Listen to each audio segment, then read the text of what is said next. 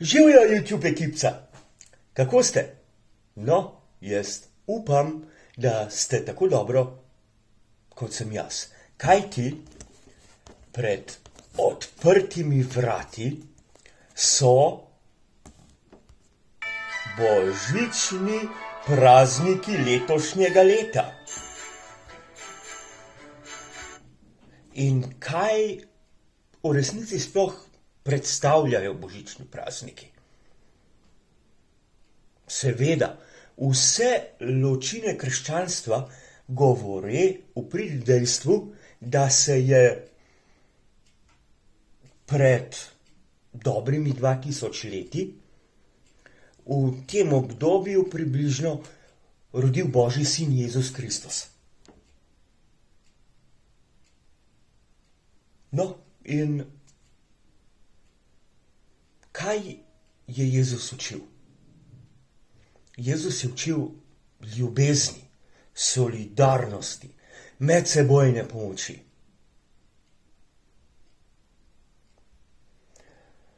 Kar v bistvu v teoriji in dobri praksi krščanstva predstavlja tudi ene pomembne temelje vseh ločin krščanstva. Če pa pogledamo, kako pa recimo se v praksi večkrat izvije pogled na krščanstvo in obnašanje in delovanje ljudi, ki se uradno definirajo kot uradni pripadniki katerekoli ločine krščanske vere. A je Jezus učil nestrpnosti? A je učil sovraštva? A je učil pretirane borbenosti? Ni, a ne? Dajte malo pomisliti.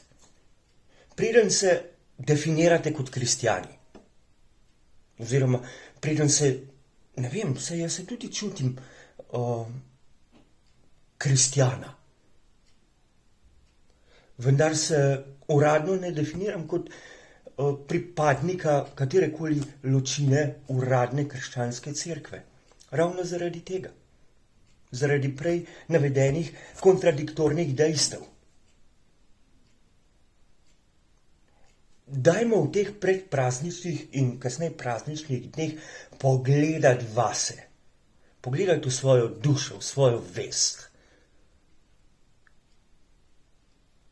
In dajte si priznati, a ste kristjani ali niste.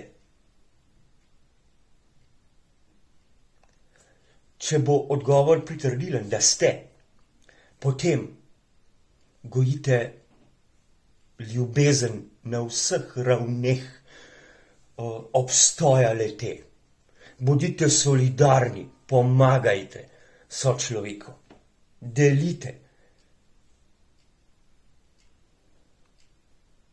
Sveto pismo priča, da je Jezus delil kruh in ribe, da je Jezus dal svoj plašč na pol,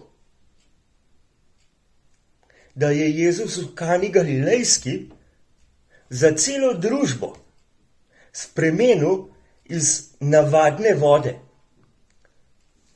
torej navadno vodo, v prvovrstno vino. No, torej kristjan bi v svoji osnovi res lahko sledil naukom Jezusa Kristusa, Božjega sina.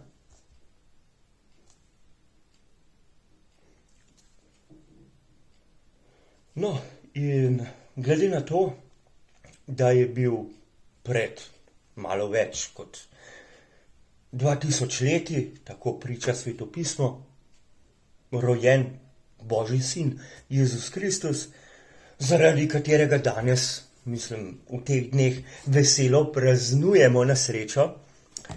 Jezus, hvala ti, da si se rodil na v teh čudovitih zimskih dneh, da si lahko privoščimo dobro šunkico, pa odlično potičko in podobno. Hej.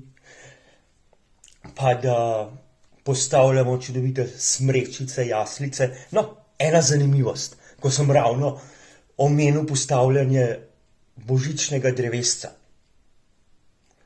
Ko se vas je večina tega lotevala na dolgo in široko in ste lahko tudi po več ur postavljali božično drevo, sem ga jaz postavil takoj v enem zamahu. In to je izgledalo približno tako. Tadam! Evo, iz omare na polico. Pa naj še kdo reče, da nisem genij. Dragi moji naročniki in naročnice, jaz vam želim čudovite božične praznike. Dajte malo razmisliti o bistvu Božiča in o bistvu sporočila Jezusa Kristusa in temeljnih vrednot krščanstva. Hvala vam za posluh. Uživajte, čudovite praznike. Lepo se imejte. Čau.